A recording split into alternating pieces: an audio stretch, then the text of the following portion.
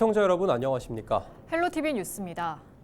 장마철이 다가오고 있습니다. 중부지방은 이르면 이번 주 후반부터 시작될 것으로 예상되는데요. 지난해 수해가 났던 지역은 모두 복구가 됐을까요? 양주 지역 현장을 김신혜 기자가 다녀왔습니다. 강한 빗줄기에 산비탈을 따라 토사가 흘러내립니다. 산 중턱에 있는 공사장에서 쓸려 내려온 흙더미는 천여세대가 있는 아파트 앞 도로까지 뒤덮었고 산사태 우려에 주민 10여 명에게는 대피령이 내려졌습니다. 지난해 7월 양주에서는 하루 평균 164mm에 달하는 많은 비가 내리면서 토사 유출과 침수 등 수해가 잇따랐습니다. 그로부터 1년, 토사 유출이 발생했던 공사장을 찾았습니다. 공사는 재개됐고 산비탈에는 방수포가 깔렸습니다. 양쪽 계곡을 따라 우수관로도 설치되는 등 대책이 마련됐습니다. 하지만 인근 주민들은 올해 장마가 시작부터 많은 비를 뿌릴 거라는 전망에 불안한 마음입니다. 빗물이 막 쏟아지고 토사가 막 무너지고 근데 진짜 무서웠어. 저 다 무너질까 봐. 근데 사실 지금 올해도 저 지금 뭐 방수포 저렇게 해놓고는 있는데 보통 오면 4, 5일 연따 때리잖아요. 그랬을 때 저게 버텨질 수 있을까? 솔직히 좀 겁나요. 기상 상황이 악화되고 있기 때문에 더 많이 올 걸로 예상이 돼요. 그렇기 때문에 올해도 이제 걱정스러운데 하수구들이 막히고 어려움을 겪지 않을까 싶습니다.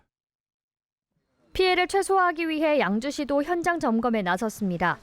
양주시는 17일 과거 수해 현장에서 현장 간부회의를 열고 복구 상황 점검과 함께 미비한 부분이 없는지 살폈습니다. 지난해 수해가 났던 17곳에 대해서는 복구를 마친 상황. 강수현 양주시장은 장마철 시민들의 안전을 위해 철저히 대응하겠다고 강조했습니다. 관내 한 5천여 개의 그 CCTV를 활용을 해가지고 그 재난 감시 기능을 지금 강화하고 있고요.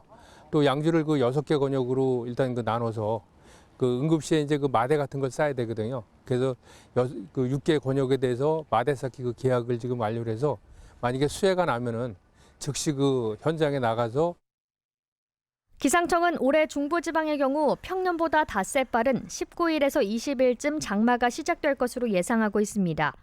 예측 불가능한 날씨 속에 피해가 반복되지 않도록 철저한 대비와 신속한 대응이 어느 때보다 중요해지고 있습니다. 헬로티비 뉴스 김신혜입니다.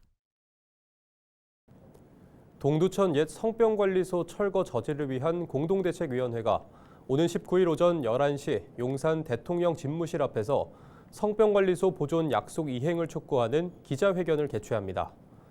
공대위는 이재명 대통령은 후보 시절인 지난 5월 1일 연천군 경청 투어 현장에서 성병관리소 건물을 지켜주겠다고 약속한 바 있다고 설명했는데요. 이어 기자회견은 대통령께 약속 이행을 요청하는 자리가 될 것이라고 덧붙였습니다. 공대위는 기자회견 후 성병관리소 보존을 내용으로 한 진정서를 대통령실에 직접 전달할 예정인데요.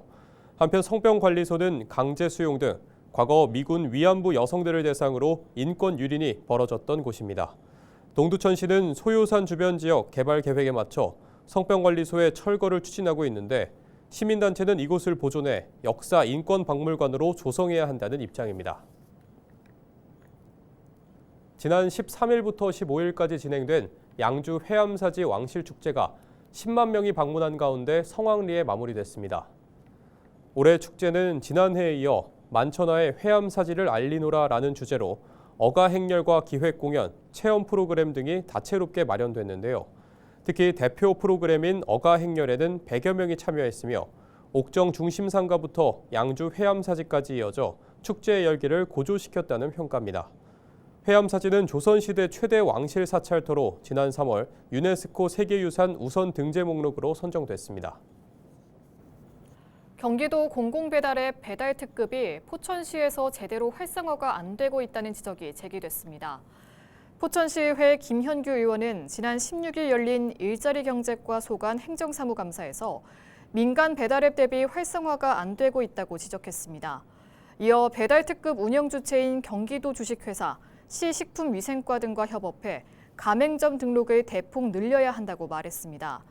김 의원은 일회용품을 제외한 다회용기 지원 등을 적극 검토해달라고 요청했습니다. 다음 달이면 이태원 참사가 발생한 지 1000일이 됩니다. 참사 규명을 위한 특별법이 시행된 지도 벌써 1년이 넘었지만 진상조사는 이제야 첫걸음을 뗐습니다. 이세진 기자의 보도입니다. 지난해 5월 이태원 참사 특별법이 국회를 통과했습니다. 참사 1년 7개월 만이었습니다. 법이 시행됐지만 진상규명은 더뎠습니다. 지각 출범한 특별조사위원회가 조사를 개시하기까지 1년이 더 걸렸습니다.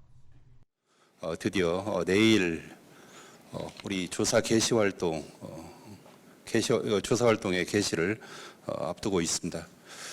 저희들이 앞으로 1년 동안 기대에 부응하는 그런 조사 결과를 내놓을 수 있도록 열심히 하겠습니다.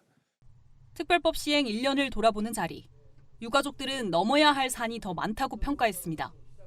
참사의 증거와 기록들을 빠르게 확보할 수 있도록 새 정부와 이태원 참사 특조위는 최선을 다해야 할 것입니다. 진상규명 과정이 더 이상 늦춰지지 않도록 책임 있게 임하겠다는 약속과 함께 특별법의 또 다른 목적인 피해자 권리 보장도 걸음마 단계입니다. 이달부터 피해지원금 신청이 시작됐지만 시기나 방법, 범위의 법적 보완이 필요하다는 지적이 나옵니다. 필요하면 또 이후에 진행을 하면서 또 어떤 개정이 필요하다고 한다면 진행을 해야 되지 않을까라고 생각을 하고 있습니다. 진상규명과 피해 지원 뒤에는 재발 방지도 남아 있습니다. 정치권은 새 정부의 역할을 강조하는 한편 국회 차원의 지원도 약속하고 있습니다. 대통령님부터 강한 의지를 가지고 계시기 때문에 전과 다르게 많은 지원이 있을 것으로 보여지고요. 법 차원에서 좀 미비하다고 지적되는 부분이 아무래도 있을 겁니다. 실제로 조사 활동이 진행되면은 그럼 그런 부분에 대해서 개선하는 작업을 저희들도 계속 팔로우하면서 참사 이후 900여일 국민의 생명과 안전을 지켜달라는 요구는 아직 그 답을 듣지 못했습니다. 헬로티비 뉴스 이세진입니다. 서울 주택 가격 상승이 경기도 남부 지역까지 확산하면서 앞으로 집값이 더 올라갈 거란 기대 심리가 커지고 있습니다. 거래량이 없는데도 집주인들이 내놓는 호가는 이미 시세를 크게 넘어섰습니다. 이관선 기자가 보도합니다. 부천 중동에서 고가에 거래되고 있는 한 주상복합 아파트입니다. 금융권이 보는 이 아파트 전용 면적 84제곱미터 2타입의 시세는 10억 3,500만 원에서 13억 5,200만 원입니다. 그런데 집주인들이 내놓는 매물 가격은 12억 4천만 원에서 17억 원에 이릅니다. 기존 실거래가보다 약 2억 원에서 3억 5천만 원까지 더 받길 원하는 것입니다. 최근 서울 아파트값 상승이 경기도 일부 지역까지 확산되면서 주택가격 상승을 기대하는 심리는 매물 가격을 밀어올리고 있습니다. 실질적으로 진짜 매각이 필요하신 분들은 가격을 현재 시점에서 맞는 시장가에 내놓긴 하지만 전반적인 시장에서의 소비자들, 매도자들의 포지션 자체는 가격이 더 상승할 것이라는 기대감이 지금 현재 높거든요. 한국부동산원이 조사한 지난 5월 주택가격 동향을 보면 지방이 하락세를 유지한 가운데 서울이 0.38%, 수도권이 0.1% 오르며 상승세를 보였습니다. 서울 안에서는 서초구와 송파구, 강남구 등이 상승세를 이끌고 있는 가운데 성동구와 용산구, 마포구와 양천구, 강동구까지 서울 집값 상승을 이어가고 있습니다. 경기도에서는 과천과 성남 분당, 용인 수지에 이어 안양과 수원, 하남 등 집값 상승 지역이 계속 늘어가는 양상입니다. 부동산 시장에서는 금리 인하와 공급 물량 감소 등 환경이 주택가격 기대 심리를 키운 것으로 보고 있습니다. 하지만 거래량과 정부의 금융정책 영향이 관건입니다. 지금도 호가는 올라가고 있지만 그 거래량이 지금 얼마나 받쳐줄지를 좀 봐야 돼요. 그래서 DSR 3단계라든지 그리고 이제 자금의 여력, 사실 지금 경기가 그렇게 썩 좋은 편은 좀 아니잖아요. 그래서 이거를 현재 이런 매수세나 상승세가 아주 오래 걸 것 같다라고 말씀드리기는 어렵습니다.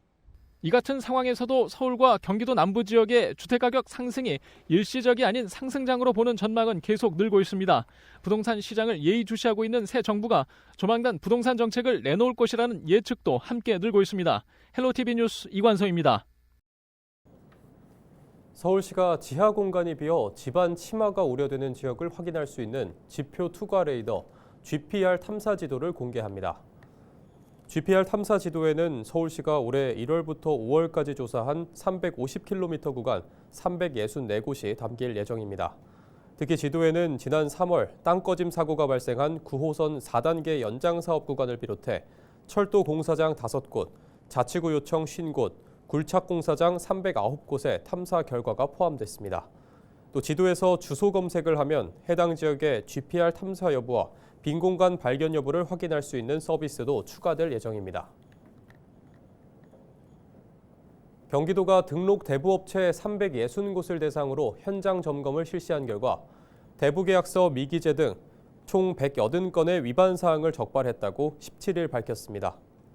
도는 지난 4월 7일부터 5월 16일까지 금감원 파견 금융협력관 그리고 시군 담당 공무원과 함께 합동 점검을 실시했는데요. 점검 결과를 바탕으로 등록 취소 87건과 영업정지 1건 등 행정처분을 내렸습니다. 특히 부천시와 김포시 등에서는 광고 요건 위반과 게시 의무 위반 사례가 다수 확인됐는데요.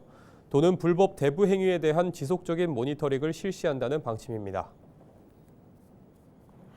인천시가 3천만 원 이상 지방세 체납자들이 세금 납부 없이 출국할 수 없도록 법무부에 출국 금지를 요청했습니다.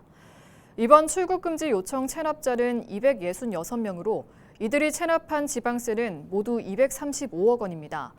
인천시는 출국 금지 요청 대상 266명 중 201명이 새로 지정된 체납자들이며 나머지 65명은 기존 출국 금지 체납자들이라고 설명했습니다. 현행법은 정당한 사유 없이 3천만 원 이상 지방세를 체납하고 조세 채권 확보가 어렵다고 판단되는 경우 또 국외 도피나 체납 처분 회피가 우려되는 경우 법무부 장관에게 출국 금지를 요청할 수 있도록 하고 있습니다. 경기도가 오는 21일 수원 컨벤션센터 제2전시장에서 경기미를 활용한 다양한 김밥을 한자리에서 만나볼 수 있는 경기미 김밥 페스타를 개최합니다. 이 행사는 도가 우수 경기미 소비 확대를 위해 지난해 처음 개최했습니다. 올해에는 제2회 전국 김밥 경연대회와 체험 전시, 판매 등 다양한 부대 행사를 진행합니다. 제2회 전국 김밥 경연대회는 올해 처음 소상공인 부문을 신설해 소상공인부, 일반부 2개 부문으로 경연대회를 진행합니다. 소상공인부 본선에 진출한 김밥 업체들은 행사 당일 자신만의 김밥을 소비자에게 직접 판매하는 형태의 경연을 진행하며 소비자 평가와 전문가 심사를 통해 수상작을 선정합니다. 행사 관련 사항은 공식 누리집을 참고하면 되며 자세한 문의는 행사 운영사무국, 경기도 농식품유통과로 하면 됩니다. 경기도 교육청이 진학지도 교사들을 위해 수도권 주요 29개 대학과 함께 수시 전형 설명회를 엽니다. 이번 설명회는 14일 경희대학교, 21일은 경기대학교, 28일은 연세대학교에서 진행됩니다. 앞서 도교육청이 온라인 사정 신청을 받은 결과 도내 497개 고등학교 진학지도교사 3,000명이 참가 의사를 밝혔습니다. 설명회에서는 각 대학의 입학사정관이 2025학년도 입학 결과와 수시전형 합격 사례, 2026학년도 수시전형 주요 사항을 설명하고 대학별 특별 전형과 학과를 소개합니다. 인천시와 인천관광공사가 인천 대표 관광 경험을 제안하는 인천구경 대국민 캠페인을 추진합니다. 인천구경은 개항장과 월미도, 소래포구와 개항 아라온, 송도 센트럴파크와 영종 시사이드 파크, 강화읍 원도심과 인천 삼형제섬, 신시모도, 백령도 등이 배경이며 자신만의 색다른 관광을 경험할 수 있도록 기획했습니다. 인천시는 18,650명의 대국민 온라인 투표와 전문가 심사로 9개 관광 경험지를 선정했는데요. 바쁜 일상 속 문득 떠오른 특별한 여행의 순간을 인천에서 경험할 수 있도록 할 계획입니다. 인천시가 복지 사각지대를 해소를 위한 지역주도형 돌봄 서비스 제공 사업을 추진합니다. 이번 사업은 종합복지관과 장애인복지관, 노인복지관, 사회적 협동조합과 사회적 기업, 마을기업 등 다양한 돌봄기관이 참여해 지역 특성에 맞는 서비스 발굴과 취약계층 지원에 초점을 맞췄습니다. 올해는 단일형 6개 기관과 컨소시엄형 2개 팀 등 총 8개 기관이 선정돼 오는 11월까지 맞춤형 돌봄 프로그램을 운영합니다. 이상으로 뉴스를 마칩니다. 시청해주신 여러분 고맙습니다.